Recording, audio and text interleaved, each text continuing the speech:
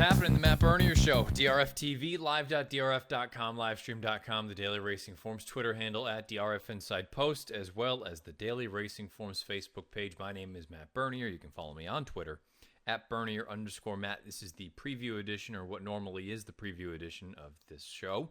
I normally do 2 of these a week. The recap is usually at the beginning of the week. The preview is at the end of the week. This week, because it is the week following the Breeders' Cup World Championships, we recap the first 7 races on Monday and Tuesday. We're going to go over the back 7 here, or actually chronologically the first 7 here on this program.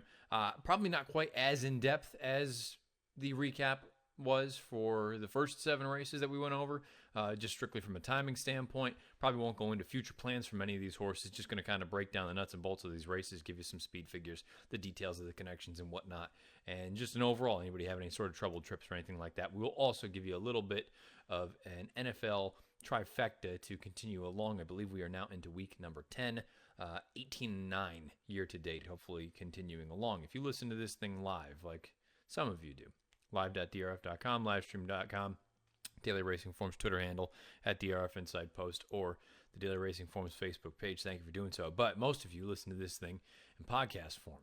YouTube, SoundCloud, iTunes, video.drf.com, as well as Spotify. If you're over on YouTube, click that subscribe button, give us a thumbs up. If you're over on iTunes or Apple Podcasts, or they're just the podcast app, wherever you're listening to these things, write us a review, give us a positive rating, greatly appreciated. Any questions, comments, concerns below the video player on YouTube or on Twitter, again, at Bernier_Matt. Let's kick things off. Let's take a look. Again, we're going to go reverse chronological order. We've got 2 more races from Saturday. We've got 5 from Friday. Let's talk about the 4th race on Saturday. This was the Breeders' Cup Turf Sprint. You had a field of 14 signed on. Post-time favorite was World of Trouble, which realistically shouldn't have been much of a surprise to anyone.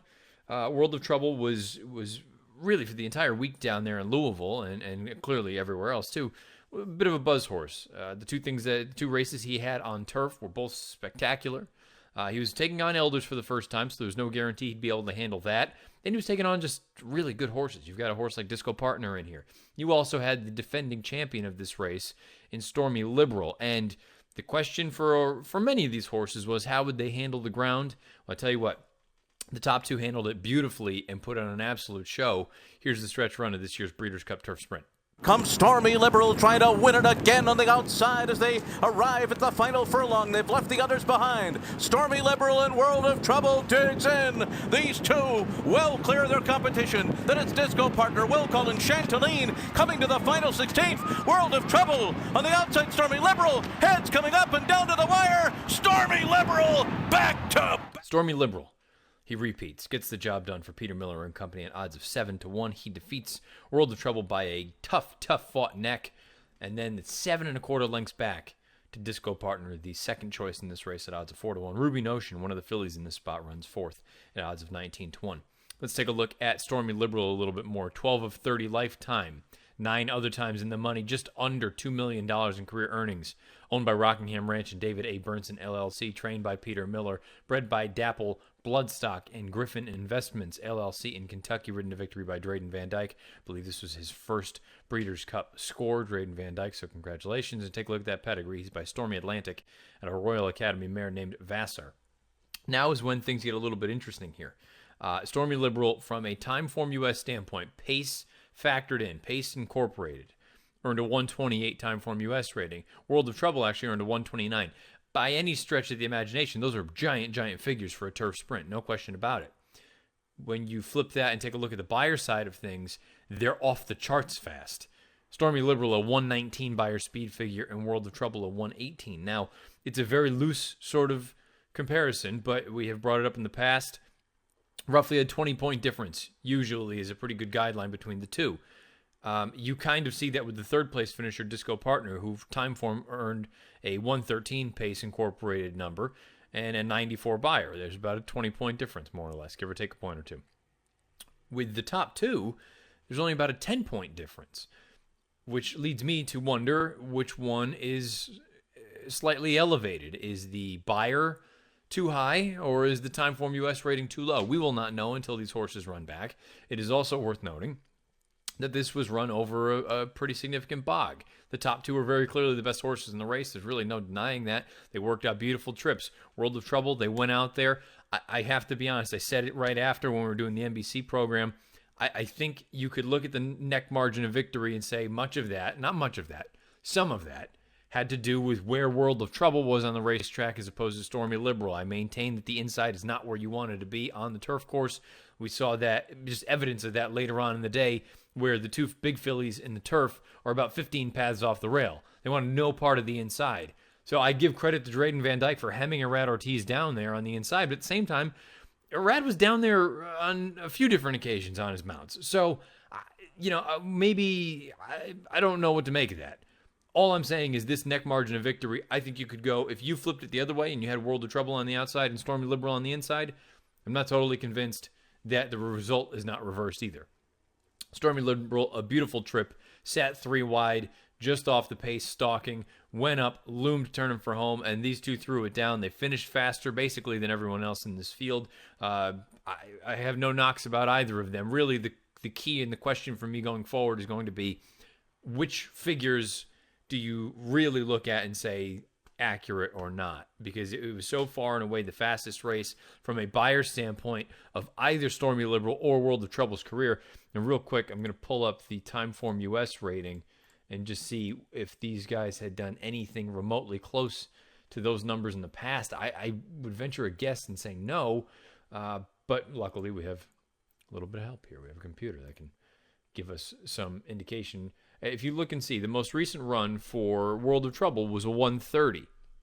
He comes back and they assign him a 129 in this spot. Stormy Liberal's run 2 starts back going down the hill was a 123. He earns a 128. Those numbers match up quite nicely. From a buyer's standpoint, these numbers are so astronomically high. And look, there's been an article already published on DRF.com that the folks at Buyer Associates, they say no question about it. Very, very confident with these numbers because you look at Roby Notion, she had run over testing ground up at Saratoga, and she's capable of running somewhere up in the 100 range. It's going to be interesting to see as more time goes by. I'm not saying one way or the other that I think one figure is better than the other, but to be honest, I'm slightly leaning more toward the Timeform rating at the moment as opposed to the buyer number. And again, we'll only find out in time if those numbers are accurate or not, or they need to be a little bit tweaked here or there. As far as the rest of the field is concerned, Conquest Tsunami, a little bit slow out of the gate from the outside. Don't think he handled the turf course. Richard's Boy's just been off form. Didn't love anything about him coming into it. Bucaro, he got in a little bit tight coming at, about the top of the lane, got pinched around, bounced around. The race was over at that point for him anyway. Will Call trying to come from the back of the pack, not the easiest thing. Disco Partner, if you run this race on a firm turf course, I think he at least performs better than he did in this spot. I think he ran a fine race. Look, he ran a winning race if you take the top 2 out of it. But the top 2 are very clearly the 2 best as far as turf sprinters are concerned here in the United States. It's also worth noting one other horse to throw out. The Chanteline didn't run poorly in the grand scheme of things. She ran 6th, and that was with a shoe replacement happening in the paddock. So a decent enough effort from her. The rest of the field, Rainbow Air, you have to wonder. I mean, look, he had gone and covered 40 mares at one point. I'm not going to hold it against him if he's just not quite the same as a racehorse as he once was.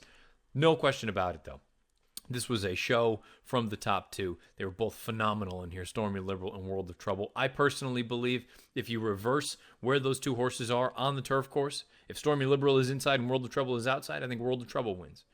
That wasn't the case, though. Stormy Liberal was on the outside. World of Trouble was on the inside. They both put on an absolute show. Stormy Liberal goes back-to-back in the Breeders' Cup Turf Sprint, and all of a sudden, it's been brought up on social media, and I don't think it's a ridiculous notion. Stormy Liberal, if you think that the male turf runners are just it's a total you know what show, maybe Stormy Liberal's put together a bit of a compelling campaign. We'll find out. We have plenty of time before we get to the Eclipse Awards. But at the end of the day, he gets the job done. He is a defending Breeders' Cup Turf Sprint champion. When you look at the figures, though, 128 Timeform US rating for Stormy Liberal, 129 for World of Trouble. Buyers, giant. Stormy Liberal, a 119. World of Trouble, a 118. Filly and Mare Sprint was the first Breeders' Cup race of this Saturday of Breeders' Cup action in 2018. Let's take a look at the field. There were 14 signed on. Heavy favorite was Marley's Freedom. She was bet down to odds of 9 to 10. Mike Smith had the ride for Bob Baffert, breaking from post position 13. Look, it was one of those instances where if she ran her best race, she was simply put probably better than the rest of the field. But you did have some interesting alternatives. You had Selcourt coming off of a very long layoff, and keep in mind the last time Selcourt was on the racetrack, she finished nearly 5 lengths ahead of Marley's Freedom, so she was a viable alternative if you thought she was ready to go off the bench for John Sadler. You also had horses like Golden Mischief coming in solid form, winning most recently at Keeneland for Brad Cox. Florent Giroux had them out. And then if you wanted to just get crazy, you had plenty other options. This was a race that, outside of the top 2 or 3, you can make a case for just about anyone. Well, you got a bit of an upset. 2 years in a row, this race is turning into just upsets galore. Here's the stretch run of the Filly and Mare Sprint. Chalone runs after her as they arrive at the final furlong. Chalone to the front. Chalone has taken charge, leaving Happy Like a Fool behind. Then it's Golden Mischief. Marley's Freedom on the far outside. Late speed by Shamrock Rose, who's closing with a rush between horses. Chalone to catch. Shamrock Rose is closing in. Marley's Freedom, Anonymity toe. Here's the wire. Very close. I believe Shamrock Rose got there on the wire. Shamrock Rose. Maybe this is what she's wanted all along. Dirt, 7 furlongs coming from off of it. She gets the job done at odds of 25 to 1 over Chalone, who, boy, you want to talk about running too well to lose. Chalone ran a giant race here to finish second at 14 to 1. Anonymity, a horse that I was just way against, coming in from Southern California. She runs third at odds of 31 to 1, and Marley's Freedom, defeated as your 4 to 5 favorite. She runs fourth beneath Mike Smith. Let's take a look at the winner, Shamrock Rose, a little bit more. She's still pretty lightly raced in the grand scheme of things. 5 of 10 lifetime, 8 times in the money from those 10 lifetime starts, over $917,000 in career earnings. Owned by Conrad Farms, trained by Mark Cassie, bred by Best of Luck Farm LLC in Pennsylvania. Ridden to victory by Arad Ortiz Jr., and you see the pedigree at the bottom of the horse card. She's by First Dude, out of an elusive quality mare named Slew's Quality. Now, this race, it may be a fun betting race. It may be wide open more often than not in recent years. From a speed standpoint, this race has not been solid either of the past 2 years, and I can make the case that this entire division has been suspect for the past few years.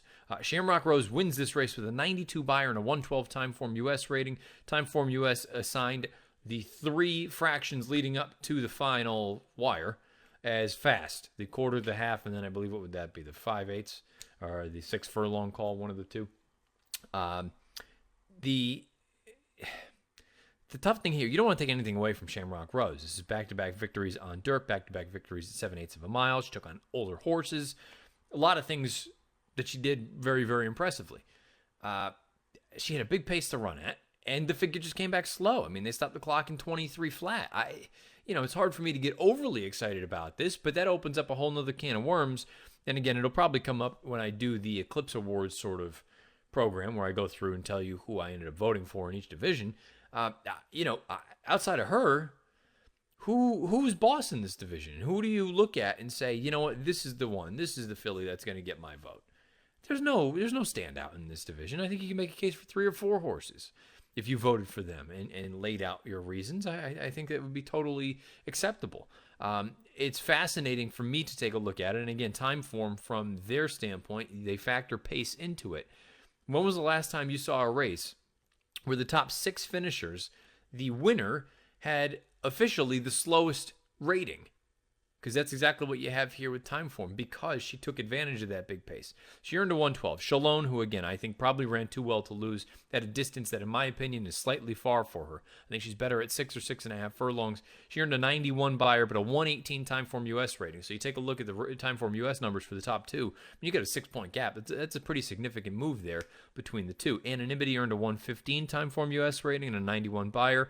Marley's Freedom earned a 91 buyer and a 114 Timeform US rating. The fastest Timeform US rating in the field actually belonged to Happy Like a Fool, who was up there forwardly placed throughout. Obviously, the pace setter, Selcourt, finished up the track. A combination of things. The pace was legitimate in there, and then she was coming off that long layoff. Happy Like a Fool stuck around and finished 6th. Not totally embarrassed, beaten by 4.5 lengths. So she actually earned the fastest Timeform US rating in the field with a 120 and an 85 buyer speed figure.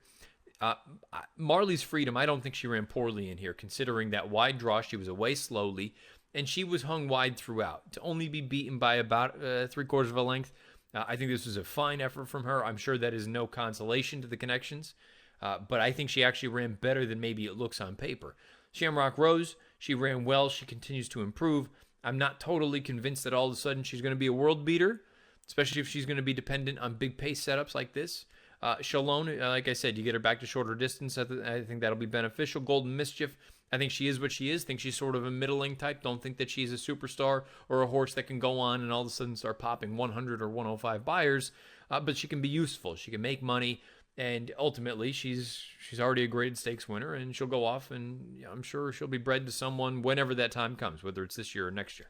I suppose Anonymity is mildly intriguing. Getting back to Southern California, who knows what's going to happen there? I just haven't been blown away by anything she's done in Southern California, and it makes me look at this race even more and say, well, she came from quite far out of it. Maybe she just took advantage of the pace setup in this spot. Finley's Lucky Charm, I've said all year, I don't think she's as good this year as she was last year. Highway Star, I think get her back to New York, probably against some lesser company, whether it's New York breds or whatever the case may be. I still love her, but I think she probably needs a little bit softer. Sky Diamonds, I don't think is what she once was. Cellcore, I'm going to give her the benefit of the doubt. She probably needed a race before we're going to see her best, and her best could potentially put her at the top of that list as far as this division is concerned. So like I said, I'll give her the benefit of the doubt. She was gone for a long, long time. Kirby's Penny was no good in this spot. I got a little bit cute trying to use her. She didn't pick her feet up. And then Miss Sunset. But in fairness to Miss Sunset, she's probably a little bit close to the pace. And I also wasn't convinced about the distance for her. I think she's better going shorter. Long story short, this is a division that has been topsy-turvy for the better part of 2 or 3 years now. You've had back-to-back years where the Breeders' Cup Filly and Mare Sprint was a giant upset. Not quite as giant as the Del Mar race, where I believe it was a 60-1 shot, bar of gold. This one, 25-1, though. Irad Ortiz, I believe, on both of them. But it just, to me, this is sort of a case in point of what this division is. It can be just chaos. I think Marley's Freedom, the favorite, I think she ran just fine, all things considered. But she runs fourth. She doesn't even get a big piece of this thing. Shamrock Rose, from well off of it for Mark Cassie. Irad Ortiz Jr. with the ride.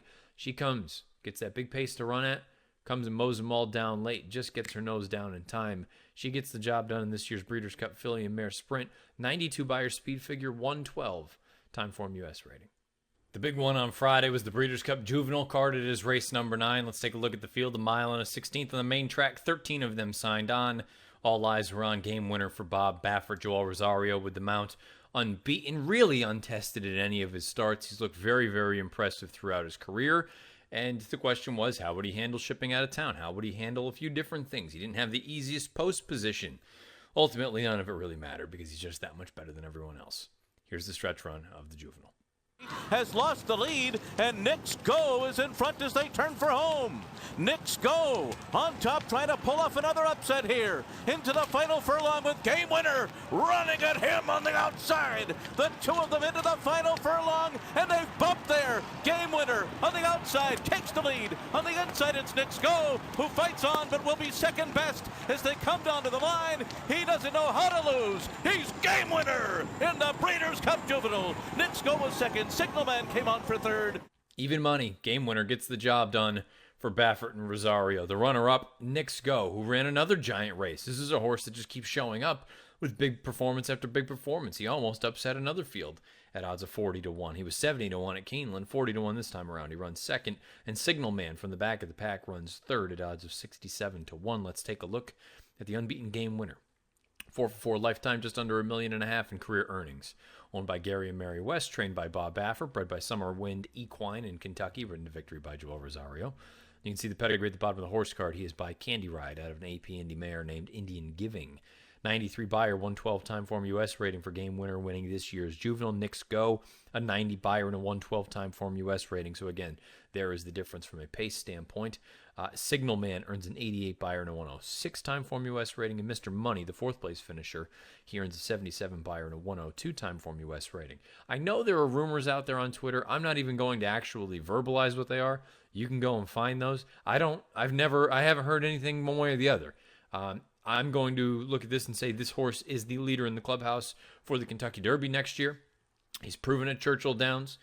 Distance isn't supposed to be a problem for him. He has better tactical speed than I think you were able to see on Friday last week, simply because he was hung very wide. and he was unable to really establish that early position without having to work too hard. The fractions 23-1, 46-4, 11-1 for 3 quarters. They stopped the clock in 43-3. He came home himself, game winner in 32-17, as opposed to Nick's Go. Now keep in mind, Nick's Go was up there pushing the pace throughout. He came home in 32-82. I have no knocks about a game winner. I think he makes all the sense in the world. He looks like a Derby contender, and I like the fact that in this race in the Juvenile, about just outside the 8th pole, those two horses come together, Game Winner and Nick's Go. They bounce, and it's a legitimate bounce off of one another. And Game Winner, totally unfazed by it. He digs in and keeps on going and ultimately opens up, wins by over 2 lengths. I think he's a really talented horse. I think he's proven at the surface that he's going to need to be his best at next year, the first Saturday in May. I think distance is going to be fine for him. He's in great hands with Bob Baffert and Joel Rosario. Nothing to knock about Game Winner. I think he makes plenty of sense. He is going to be, or at least he should be, unanimous 2-year-old champion. I don't think there's really any question about that. This horse is far and away the best 2-year-old right now, I would say. Nick's Go, I think, is much better than I gave him credit for. I know that. Now, this was a tired horse at the end of this race. You saw him on his left lead at the very end. They came together as he was drifting out a little bit. I thought him and Izzy did a pretty good job, all things considered, handling this horse. I'm a little bit curious about how far ultimately he was going to want to go. He's certainly better than I thought he was. There's really no question about that in my mind. This was back-to-back solid efforts from this horse. I think there's a real scenario where going forward, he might be better at these middle distances as opposed to longer, where some of these other horses in the race, I think additional distance may be to their advantage. But Nick's Go really can't sit here and say anything else. I think this was a pretty solid effort. Also heartening, look, say what you will, and I was one of the folks saying generally the futurity, the breeder's futurity coming out of Keeneland is not the best or the most productive. And I know I took a horse coming out of that race who ended up running dead last in standard deviation. The second and third place finishers were 1-2 in that breeder's futurity at Keeneland. Signal Man, beautiful ground-saving trip from Brian Hernandez, waited, weaved through some traffic and came through with a nice sustained late bid. You look and see the come-home times. Game Winner came home in 32-17. Signal Man came home in 31-77. So this was a legitimately fine sort of final time for this horse, and especially the late finish gives off the impression that perhaps additional distance and some more seasoning will be to his advantage. I thought it was a fine effort there. When you look at the chart, though, it is pretty stark. It's pretty clear to see that not a heck of a lot of running going on from the back of the pack, but at the same time, the pace horses really were not that close when it was all said and done, with the exception of Nick's Go. You had horses like Topper T, Complexity, well-defined. They were all forwardly placed. They finished up the track. Speaking of complexity, very obvious that this distance did not work for him. I had major concerns about that going into it. Coming out of it, I have those sort of concerns. I do wonder if he's going to be best suited as a sort of sprinter when it's all said and done. Very talented horse, no denying that. Some other horses that maybe you want to keep an eye on going forward. I think Gunmetal Gray is a nice horse. I think additional distance will help him. I don't know what his ceiling is. I don't know ultimately what he'll end up being. Dueling, I think, could end up being a nice 3-year-old when it's all said and done. Mind Control, this is another instance where you probably want to give him the benefit of the doubt because he did miss that breeder's futurity, and this was his first race since winning the Hopeful up at Saratoga. So he'd been gone for some time. I'll be fascinated to see where they ultimately go with him, what path to try to get to the Triple Crown for him. Topper T, this is his first time going out for Bill Mott, so maybe you want to give him the benefit of the doubt. And also, he had a lot of things going at him for the first time. Distance, other pace, quality, so many different pieces there. Tight 10, I maintain he's going to end up being shorter as opposed to a horse that wants to go longer. I think he's fine. I just don't think this whole thing worked out for him. And as far as well-defined is concerned, this is the first time he faced legitimate pace, finished up the track. Standard deviation, never looked like he was going to run a jump. Javier was into him with about a half mile to go, and he was just running up the track. I still hold out hope that he could be okay as a 3-year-old, but to date, he doesn't look all that good right now. As far as speed is concerned, he's going to need to get a heck of a lot faster if he's going to be considered a legitimate 3-year-old. I still maintain hope just looking at that pedigree, but I've been wrong before. I'll be wrong again, I'm sure.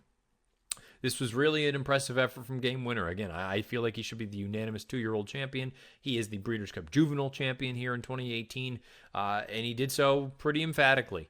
93 Beyer, 112 time form U.S. rating, overcame some adversity down the lane, had a wide trip throughout, and was still much the best. Game Winner, a deserving Winter Book favorite, headed into the 2019 Kentucky Derby. But don't overlook Nick's Go. This was another good effort from him. Don't know how far he's going to want to go, but another solid effort from this horse.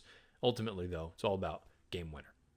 Breeders' Cup Juvenile Turf was the 8th race on Friday. Let's take a look at the field. 14 of them signed on. Anthony Van Dyke ultimately was your 3-1 favorite, but a slight choice over Line of Duty. And the early wagering was fascinating because I personally thought Line of Duty would be in that 5 or 6-1 range. When he opened up at 5-2, and Anthony Van Dyke was in the 7-2, 4-1 range, I thought, oof, this is not necessarily what I had envisioned. But ultimately, things did level out a little bit. But this is a race, as is the case with all Breeders' Cup races.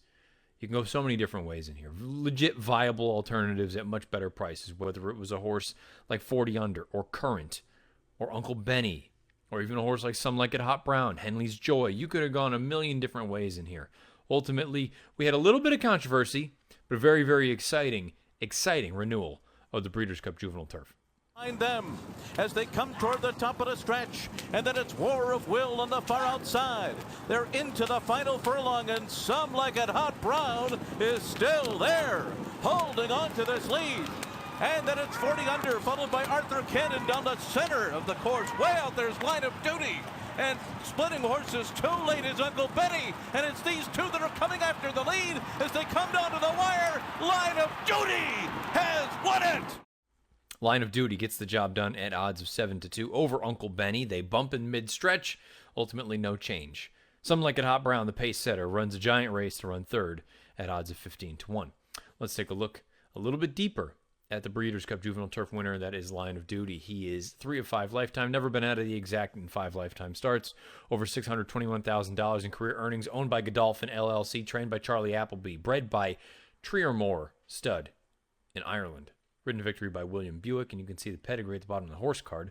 It's by Galileo out of a Rock of Gibraltar mare named Jacqueline Quest. 83 buyer, 103 time form U.S. rating for Line of Duty. The half, 3/4, and the top of the lane call, all color-coded red, meaning it was probably helping horses coming from off of it, such as an Uncle Benny, and possibly, or not possibly, working against a horse like Some Like It Hot Brown, who was actually the one out there cutting out those fractions. Line of Duty was basically mid-pack throughout down on the inside. I don't think being on the inside helped Line of Duty or Some Like It Hot Brown or Uncle Benny.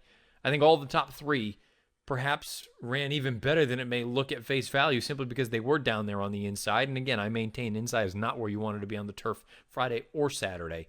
Line of Duty comes home in 25.76. Uncle Benny 25.51. The pace setter, Some Like It Hot Brown 26.59. Tiring, understandably given the circumstances. For the top three, I think Line of Duty is a very nice horse. I think he's going to be a legitimate player at longer distance races next year in any of the classics. I could see them shipping him into Ireland and to England and all those sorts of spots. I could see them keeping him in France. I think Line of Duty is going to be one of those horses that is a major player in the classics over there in Europe next year for the 3-year-olds. Uncle Benny, given the circumstances with the distance and the bumping and whatnot, this was a pretty strong effort from this horse. He's still relatively lightly raced. I think there's going to be a real chance for some to be upside for him as the 3-year-old.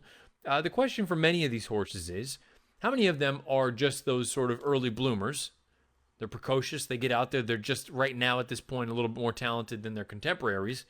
And how many of them are going to take that step forward that probably some of the horses that are not ready to go for a race like this are? I don't know. Remains to be seen. Given the circumstances, I think the top three are all quite good. I think there are some other talented horses in this race, but you get a horse like Some Like It Hot Brown, who, that early speed that he possesses, that's always going to be dangerous. This is probably not the right way to be looking at it, but the relatively, in my opinion, disappointing effort from a horse like 40 Under, who had handled testing ground in the past, who had a pretty perfect trip sitting just off, and I recognize the fractions were fast. It makes me wonder a little bit about the horses coming out of New York. I mean, is it an instance coming out of that race specifically, the Pilgrim? Is it an instance where Some Like It Hot Brown, was his forward ability really more of an advantage than necessarily maybe the time form US folks would consider it because of the fast fractions and it was difficult to make up ground? And maybe was the effort from Line of Duty and Uncle Benny actually that much better? I don't know. I mean, I think this is going to be a difficult one. I think all these turf races are going to be difficult to analyze going forward because the ground was so testing. And there were very clearly certain areas that you didn't want to be on the grass, Friday or Saturday. It'll be interesting to see in time what these horses come back and do. I certainly think Line of Duty is a major player over in Europe when he goes back for the classics. I think a horse like Anthony Van Dyke, you can give the benefit of the doubt and say the ground didn't help him. I was dubious of him coming into this. He had a wide trip, but very similar to what I mentioned with the initial recap program talking about Divisadero being wide, I don't know that that was a bad place to be. I just don't think he ran very well. And who knows, maybe he'll still end up being a very nice 3-year-old. But I was a little bit dubious of him coming into it, and he really didn't do anything to prove otherwise to me. As far as the rest of the field is concerned, I think Opry, if you can ever get him back to firm going, he was a lot closer to the pace than I think he wants to be. I think he's the kind of horse you want to take him back, make that one run. Get him back to firm ground. Maybe that'll help his cause. Current, I think you can say the same thing. He looks like he's that kind of horse that he's going to be coming from the back at the pack. I love his turn of foot on firmer going. I just think that there's a real scenario where he improves and takes a step forward. War of Will needs to finally get off the duck and finally break his maiden. But you can understand why the connections keep running him in races like this, because he runs relatively respectable. As far as the rest of the field is concerned, I didn't see a heck of a lot there. I think this is going to be a case where a number of these horses didn't handle the ground as opposed to some other ones. And as far as the bumping was concerned, and I'm not just saying this because I had line of duty, I don't think there was enough there to make any sort of call. I was stunned they looked at it as long as they did. But it was an instance where I feel like the contact was as late as it was. I didn't think it made a difference to the result. Now look, if Uncle Benny had finished third, and it cost, and again, that's kind of what I go back to. Did it cost him a placing? I don't think Uncle Benny was going to win that race. The contact, he ended up finishing third and behind some like at Hop Brown, then I think all of a sudden you have a case that line of duty needs to come down in behind Uncle Benny. But the problem then becomes some like Hop Brown putting him up to first. Is he ever going to win the race? Yeah, you can look at that so many different ways. To me, the contact was a non-issue, and the fact that they looked at it as long as they did, I mean, look, I suppose it's a good thing. I'd rather them look at it longer than just kind of blow it off. But I never thought that there was an instance where those two horses coming together was going to result in a disqualification. At the end of the day, I do think Line of Duty is talented. I think there's some serious ability here for Charlie Appleby, a good ride from William Buick. I think he's going to be a classic player in all those races over in Europe next year as a 3-year-old. Line of Duty gets the job done in the Breeders' Cup Juvenile Turf. 83 buyer, 103-time Form US rating. Breeders' Cup Juvenile Fillies, let's take a look at that field. 10 of them signed on. Post-time favorite was Bellafina at odds of 9-5, coming in on the heels of a very, very impressive effort, winning the Chandelier out at Santa Anita. The second choice in this spot was Restless Rider, a horse coming out of a Grade 1 victory down at Keeneland in the Alcibiades. Third choice in here was Serengeti Empress, coming out of a victory at Churchill Downs in the Pocahontas. So you had a number of instances where you had horses exiting big races as victors and coming in with pretty impressive efforts.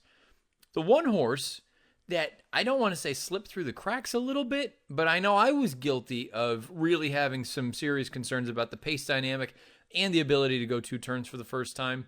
Ultimately, she proved that she was pretty darn impressive. Here's the stretch run of Jaywalk, winning this year's Breeders' Cup Juvenile Fillies. Under pressure, Restless Rider is there on the outside. Vibrance cuts the corner, and they're into the stretch, and it's Jaywalk. Jaywalk comes into the final furlong, opening up a 2-length lead.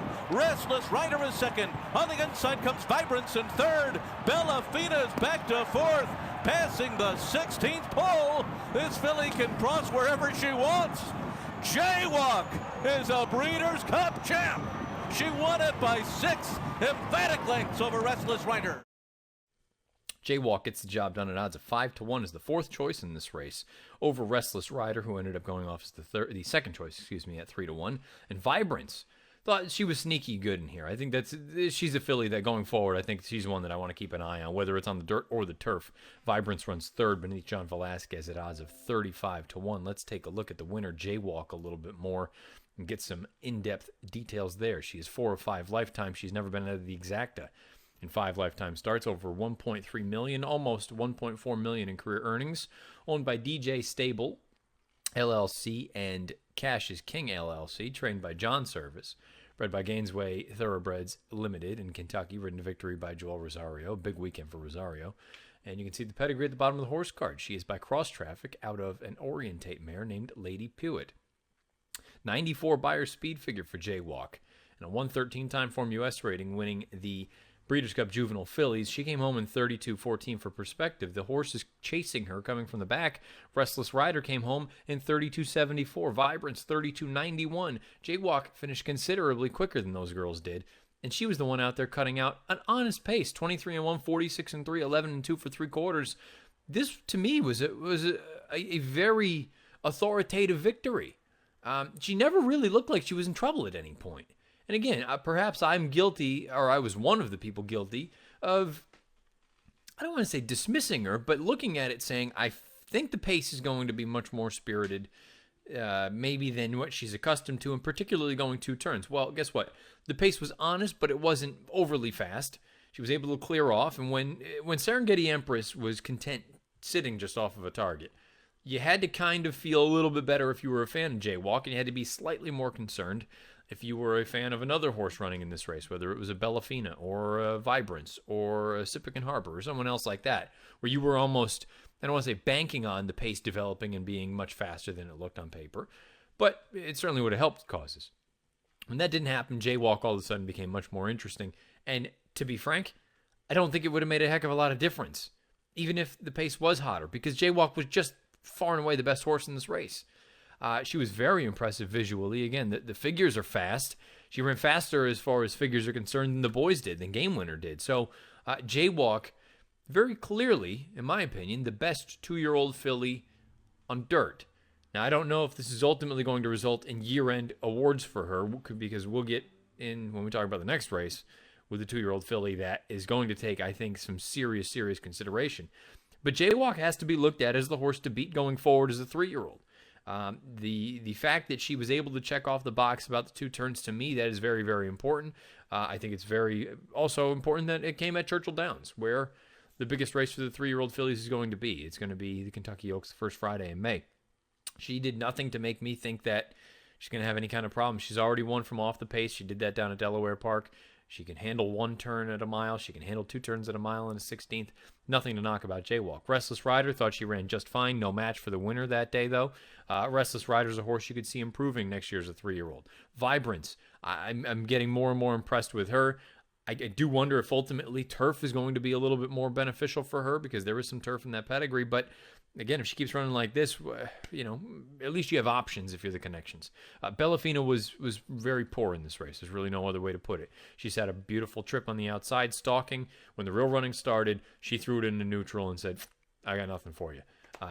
To me, this was a very, very disappointing effort, especially for a horse that the Connections were very high on. I was high on coming out of that Chandelier. And, I don't know if it's a combination of things. I don't know if it's a combination of maybe the fillies in Southern California not as strong as most people thought exiting the summer. Maybe she didn't handle shipping very well.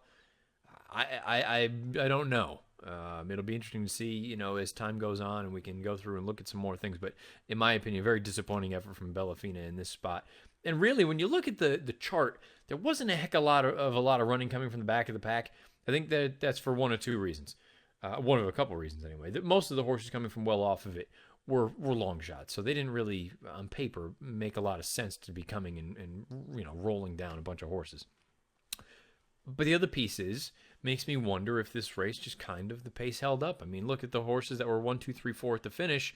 Half mile into the race, they were 1, 5, 4, and 3. I mean, they were all relatively close. The only one that really packed it in was Serengeti Empress. And she had questions about what would happen when she was faced with some real pace and some real quality in front of her. So it's going to be interesting to see what this race ultimately produces. I do think Jaywalk is very, very good. I think she deserves to be the winter book favorite for the Kentucky Oaks.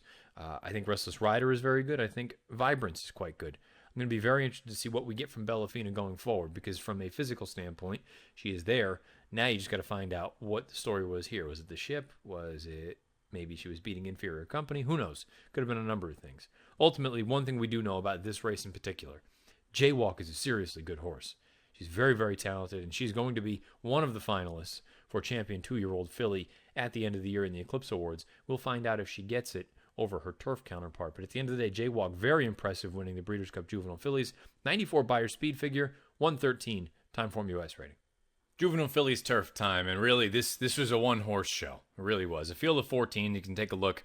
3-5 on newspaper of record for Chad Brown, Arad Ortiz Jr. with the ride. This is a filly that in 2 lifetime starts has looked sensational. She had looked very, very similar to a horse like Lady Eli as a 2-year-old. And she figured to at least, look, she was going to take some beating in here.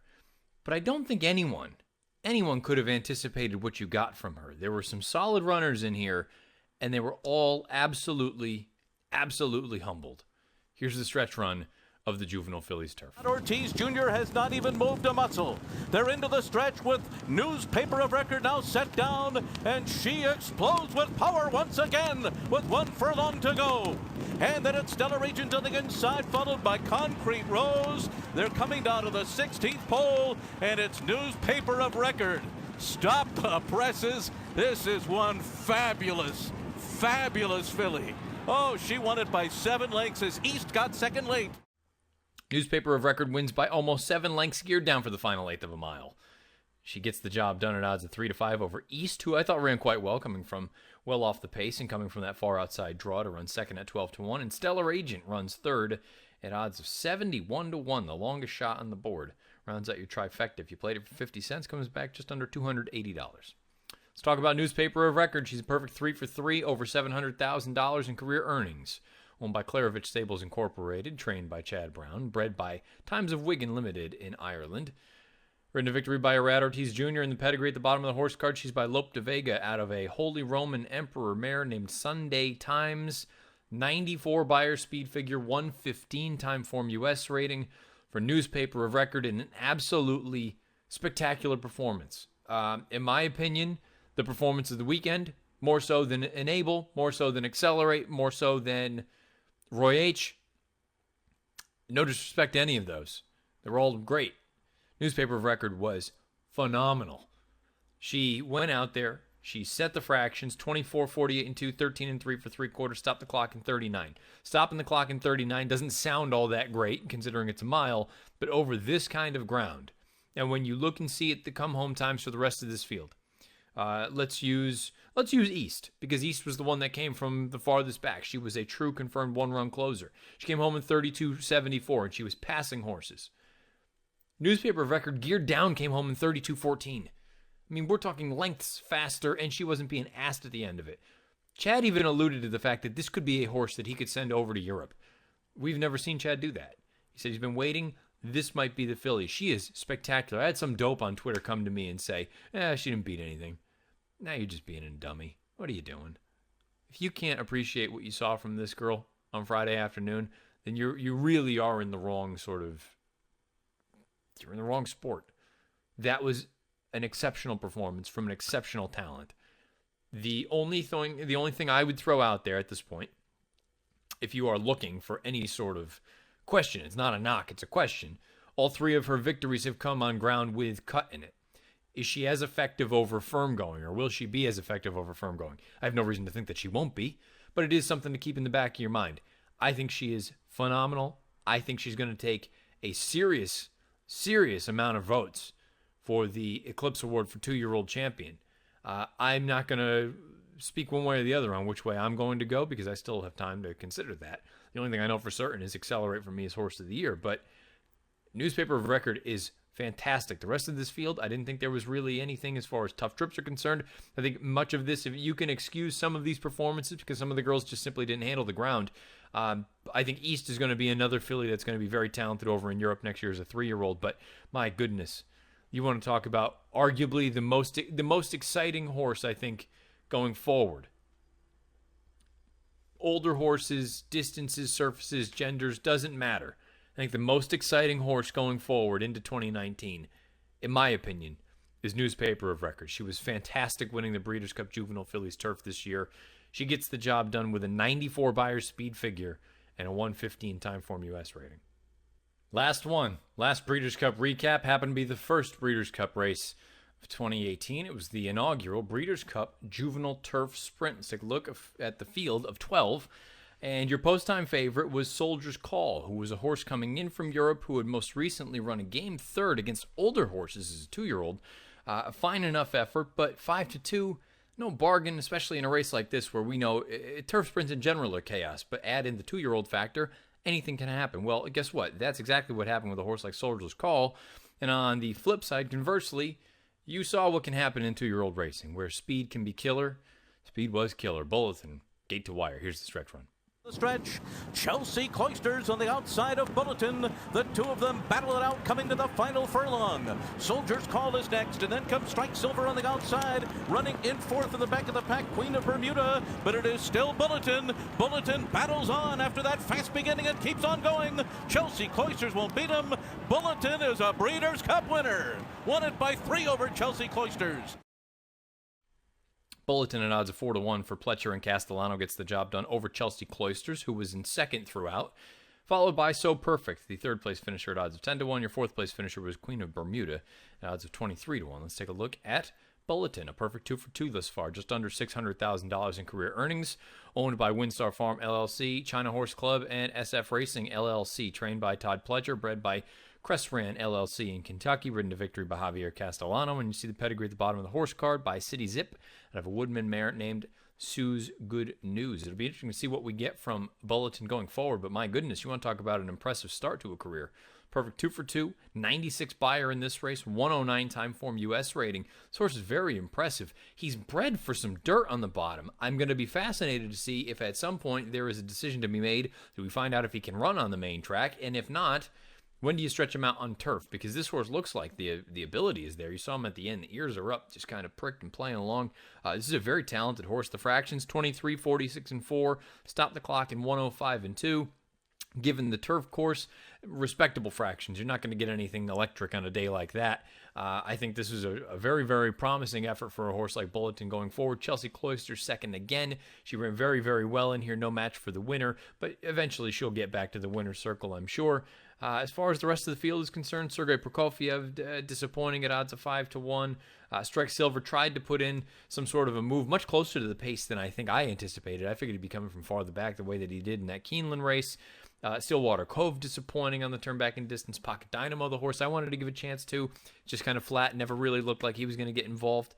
I really don't have much else to say about this race other than the top two are quite good, but particularly Bulletin. Bulletin could be a horse that you want to keep an eye on going forward because there's a scenario where, again, he's got dirt on the bottom. I wonder if they try him on the main track at some point as a soon-to-be 3-year-old. Bulletin wins the inaugural Breeders' Cup Juvenile Turf Sprint with a 96 buyer and a 109 time form U.S. rating.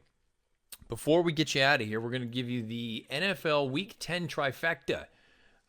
Because, unfortunately, just timing-wise, I'm not going to go over any racing for this upcoming weekend. It's also a little bit of a light weekend on the heels. This is the Breeders' Cup hangover weekend. But the football rolls on. Through 10 weeks, or through 9 weeks, I should say, 18-9-0 year-to-date. It's a pretty strong win percentage. Again, we just keep plugging along, trying to clip off at that 52% because that locks in a guaranteed profit for the year. So the 3 games this week, I really only like 2 of them.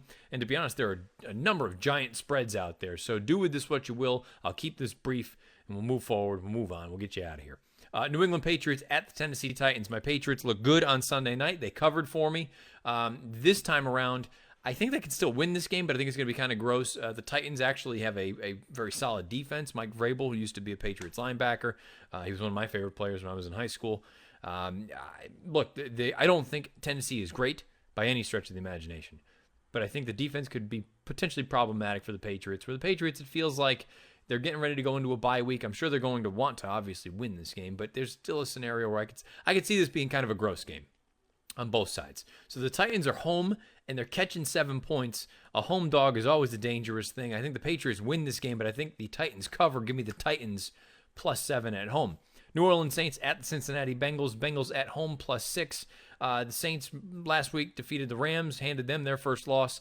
They now all of a sudden go right up to number 1 as far as the NFC seeds are concerned.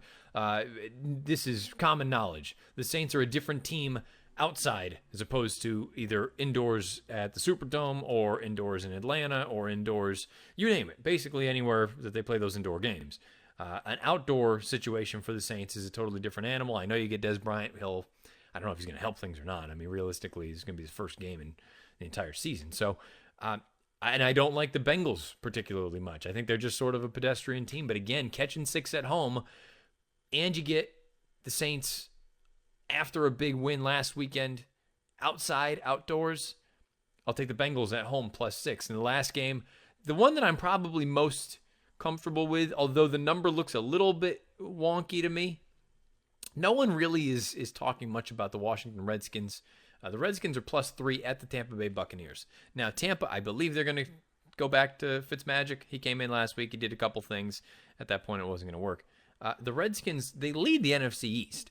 Now, I think the NFC East is dog crap. I don't think it's very good. But, having said that, they're okay.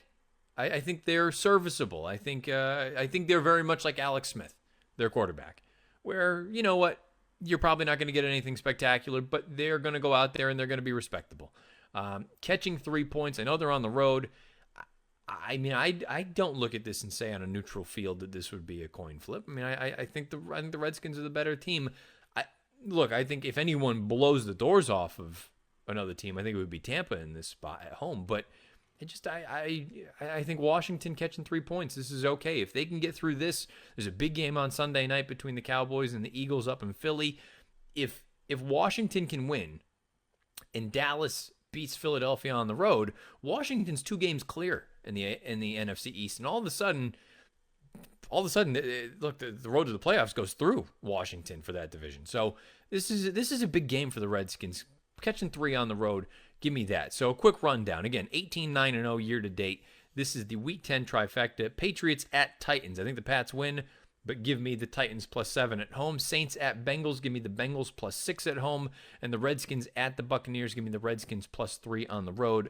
I think Washington wins this game outright, and they can just hope that if Philadelphia stubs its toe against the Cowboys, they could be 2 clear in the NFC East. It's going to button this up. The Breeders' Cup recap. I know this isn't much of a preview edition, but again, we just had to take care of some business. So if you've been listening live, thank you for doing so. Live.drf.com, livestream.com, the Daily Racing Forums Twitter handle @DRF Inside Post, or the Daily Racing Forums Facebook page.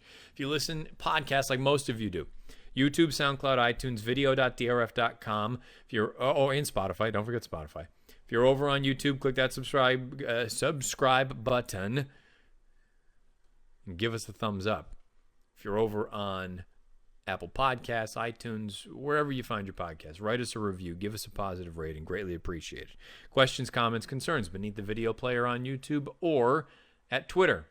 @Bernier_Matt is my handle on there. Questions, whatever you'd like to go over, fire away at me over there. It's been a long week trying to get back into the swing of things post Breeders' Cup. We're going to have some other things coming up. If you are listening live to this thing, as we always do, we're going to roll you into the latest edition of Out of the Gate. If you listen to this podcast, you will not hear me again until the beginning of next week when we come back with a recap edition. It's going to be a very relatively brief recap edition just because there's not a ton of racing going on this weekend. But I'll be back beginning of next week on Monday. It'll be up on YouTube and in your podcasts. And if you listen to it live, it'll be on Tuesday at noon.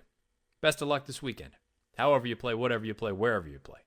This has been the Matt Bernier Show.